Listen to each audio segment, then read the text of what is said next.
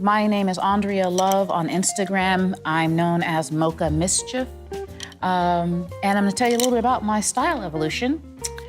I didn't always start out like this, obviously. As a kid, I was always really interested in antiques. I was raised by my mother who loved antiques. She loved vintage style, but also I spent a lot of time with my great aunt and uncle who were mostly elderly by the time I came around.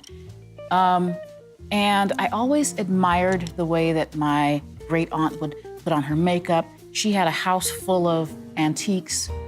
And for her, they weren't antiques, they were just her things.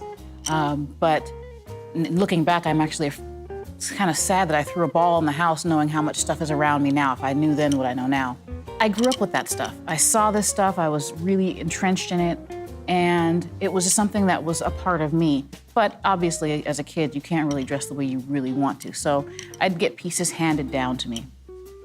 It's about, I want to say, once I got out of college and was doing my own thing, I stumbled across companies like Pinup Girl Clothing and Betty Page, Tatiana, and I realized I could wear this stuff. I was an adult, I could buy it, I could afford it. So I started to pick things up very slowly, and along with going to thrift stores and consignment stores and things like that, just picking things up and collecting things and picking up basics where I could when I could find them on sale.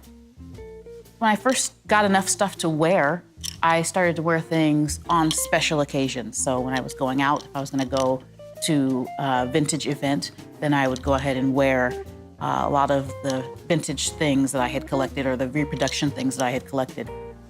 And at a certain point, I thought to myself, I feel like $1 million when I'm all dressed up. And then it hit me that who doesn't want to feel like $1 million every day? Why go out of your house on purpose dressed like $5.95? So I decided that the world is a big place and life is too short. Wear all the pretty things. And I started dressing every single day.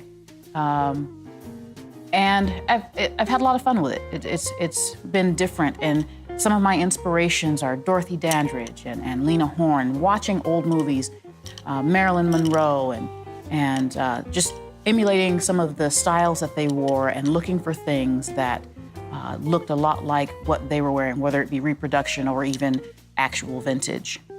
I wear a lot of actual vintage accessories, but I also wear a lot of reproduction as well. A lot of my clothing is reproduction because of you can get a lot of size diversity. You can get a lot of materials that are more comfortable to wear than things that might have been worn so long ago.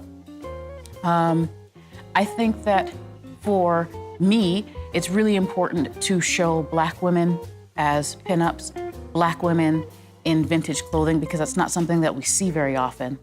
I feel like a lot of the time you get a lot of women who were invisible back in the day. My aunts, my grandmother, my great-grandmother, these women loved to dress. They would dress to go to church.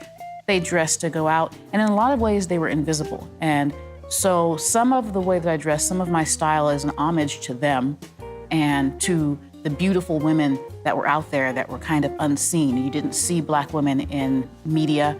You didn't see Black women represented as beautiful and glamorous. And so a lot of that informs the way that I dress now. For those who might just be getting started, my suggestion would be pick up some basics. A pencil skirt, a couple of nice blouses, and use those things as your basics. Add accessories to them. Accessories can take you a long way with just a simple pencil skirt and a blouse. A nice hat or a really striking brooch can really take you a long way. So those are some of the things that I think about when I'm out shopping, because now I have so much stuff in my closet that accessories might be more the way to go, but that's the way to do it, and know that it's not gonna happen overnight. If you see something that you like, get it, buy it, hang on to it, because you'll probably find something that will match at some point, and you'll be able to put together outfits. But it doesn't happen overnight. It's a labor of love to collect all of these wonderful things and to give them a new life.